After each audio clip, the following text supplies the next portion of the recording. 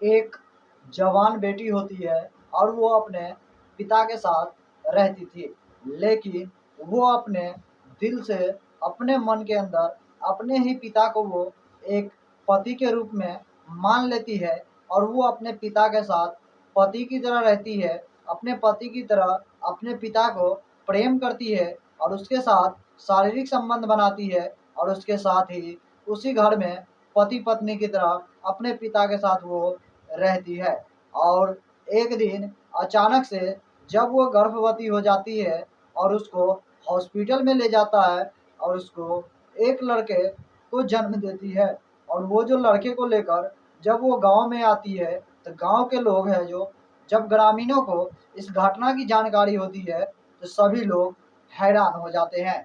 और किसी को भी यकीन नहीं हो रहा था कि आखिर एक पिता अपने ही बेटी के साथ इस तरह का संबंध रख सकते हैं, और उसमें भी उसकी बेटी ने उसके साथ पूरी सहमति दी थी। आखिर ये घटना कहाँ की है और इस घटना में आखिर ऐसा क्या हुआ था जिससे कि वो बाप बेटी पति पत्नी के तौर पे रहने लगे थे, वो भी बिना शादी ब्याह रचाए हुए। नमस्कार दोस्तों, मेरा नाम है सुशील पंडित और आज की जो मैं ये घटना आपको सुनाऊंगा, ये घटना काफ़ी हैरान कर देने वाला है, क्योंकि ये जो कहानी थी वो बहुत ही दिल दहला देने वाली थी।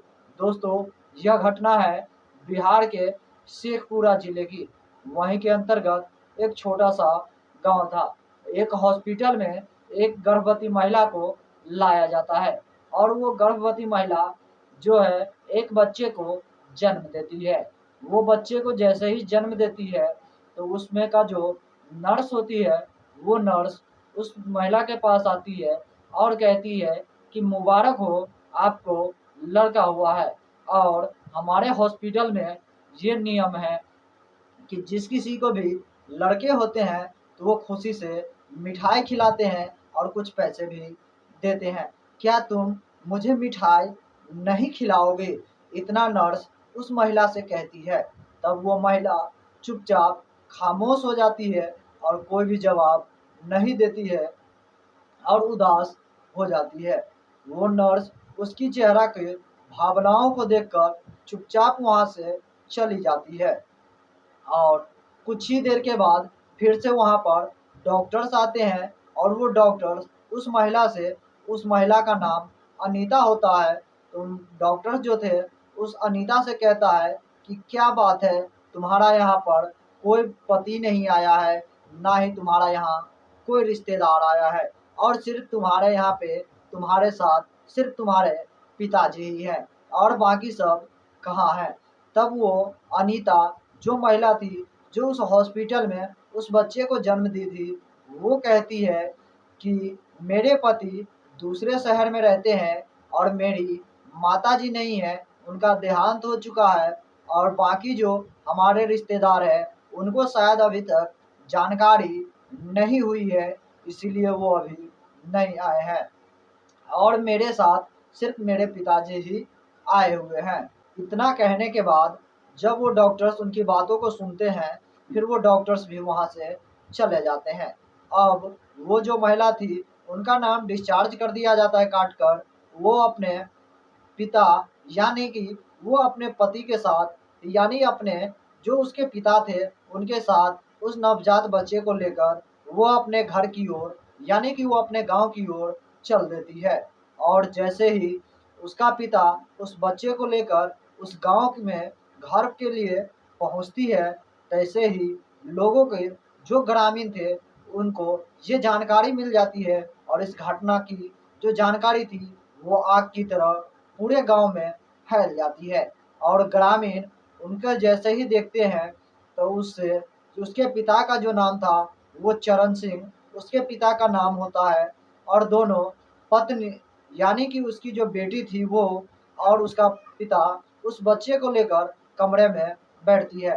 तभी उसका पिता जो था वो उस बच्चे को लेकर कहीं घर से बाहर निकल जाता है। रास्ते में कुछ लोग गांव के मिलते हैं, कहते हैं कि इस बच्चे को लेकर तुम अभी अभी तो आए हो, फिर अभी से इसे लेकर कहाँ जा रहे हो? तब वो बताता है कि इस बच्चे को मैं अभी बस डॉक्टर्स के पास ले जा रहा हूँ और दिखाकर वापस आ जाऊंगा। इतना कहने के बाद उसका पिता उस नवजात बच्चे को लेकर कहीं बेचने के लिए चला जाता है।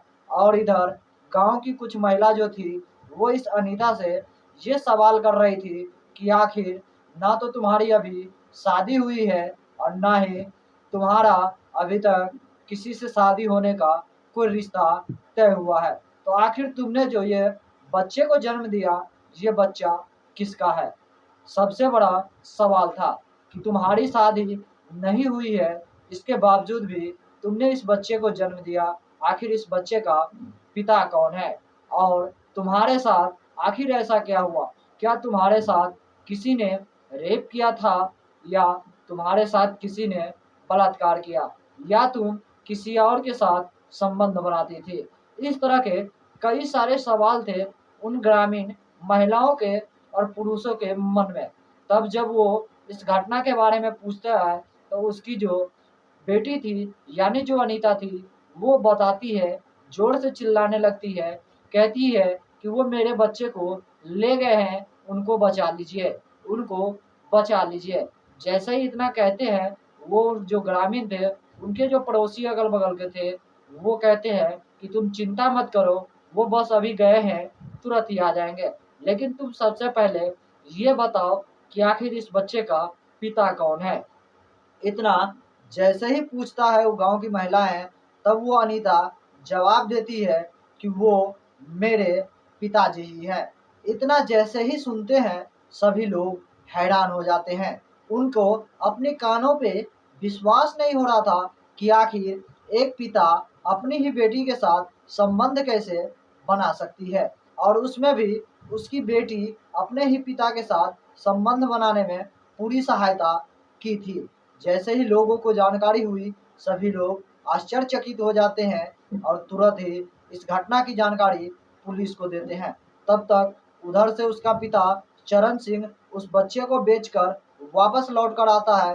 तभी ग्रामीण उसको पकड़कर पेड़ से बांध देता है और उसको मारता पीटता भी है और पूछता है कि चरण सिंह, तुम ये बताओ, वो जो बच्चा ले गए थे, वो बच्चा कहाँ है?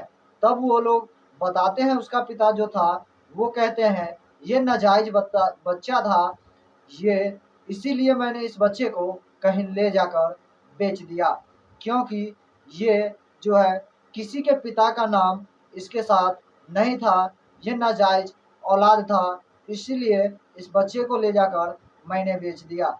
और इस घटना की जानकारी उधर जैसे ही पुलिस को मिली थी, पुलिस तुरंत ही मौके पर पहुंचती है और इस सारी घटना की जानकारी लेती है।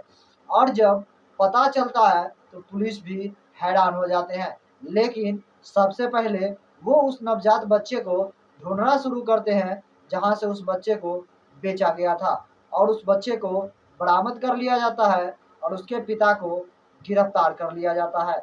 चरण सिंह को गिरफ्तार करके जज के सामने प्रस्तुत किया जाता है। जब कोर्ट में जाता है तो उसका पिता जो है वो कहता है कि ये जो मेरी बेटी थी, इसके साथ मेरा कोई संबंध नहीं है, ना ही इससे मेरा कोई रिलेशन है, तब और ना ही ये मेरा बच्चा है।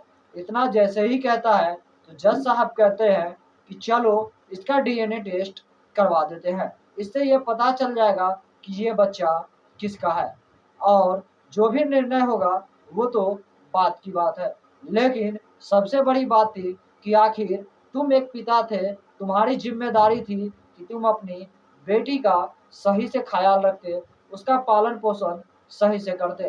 तुम्हारा कर्तव्य बन रहा था कि तुम अपनी बेटी का रक्षा करते, लेकिन तुमने उसी के साथ इस तरह की घिनौना काम किया। उस बच्ची के साथ, जो कि उस लड़की के साथ, तुम अपने ही बेटी के साथ इस तरह का दुष्कर्म किया, जो कि काफी निंदनीय है और समाज के लिए सबसे बड़ा धब्बा है। और इस तरह डीएनए टेस्ट की रिपोर्ट आने के बाद ये सिद्ध हो जाता है कि उस बच्चे का पिता वही चरण सिंह था जो अपनी ही बेटी से संबंध बनाया करता था। और कानूनी कार्रवाई के लिए उसके पिता को जेल भेज दिया जाता है और उस बच्चे को किसी अनाथ बंगले में दे दिया जाता है। और जो वो महिला अनीता थी, जो बिना शादीशुदा हुए ही गर्भवती हो गई थी उसको एक आश्रम में भेज दिया जाता है। इस तरह से इस घटना में सारी सच्चाई जब सामने आई तो सभी लोग अबाक रह गए थे कि आखिर एक पिता अपने ही बेटी को अपनी पत्नी बनाकर रखा हुआ था, वो भी बिना शादी किए हुए। तो दोस्तों, इस तरह की घटनाएं हमारे समाज में आजकल बहुत ही ज़्यादा देखने को मिलती है। बाकी दोस्तों, इस तरह की कहानी सुनाकर हमें किसी को दिल को ठेस पहुंचाने का कोई भी इरादा नहीं है। बस आप लोगों को जागरूक करना है और सतर्क करना है, क्योंकि इस तरह की घटना हमारे समाज में आजकल बहुत ही ज़्यादा हो रही है। बाकी दोस्तों, इस घटना को लेकर आपका जो भी विचार होगा हमारे कमेंट सेक्शन में कमेंट जरूर कीजिएगा और साथ ही साथ बताइएगा क्या उसके पिता ने जो किया क्या ये सही था और उसके पिता को क्या सज़ा होनी चाहिए। इसके लिए भी आप हमारे कमेंट सेक्शन में कमेंट करके अपना विचार ज़रूर बताइएगा। बाकी दोस्तों, इस वीडियो से मैं विदा लूँगा और फिर मैं आपसे मिलूँगा अगला एक नई एपिसोड में एक नई कहानी के साथ। तब तक के लिए जय हिंद, जय भारत, सतर्क रहिए, सावधान रहिए।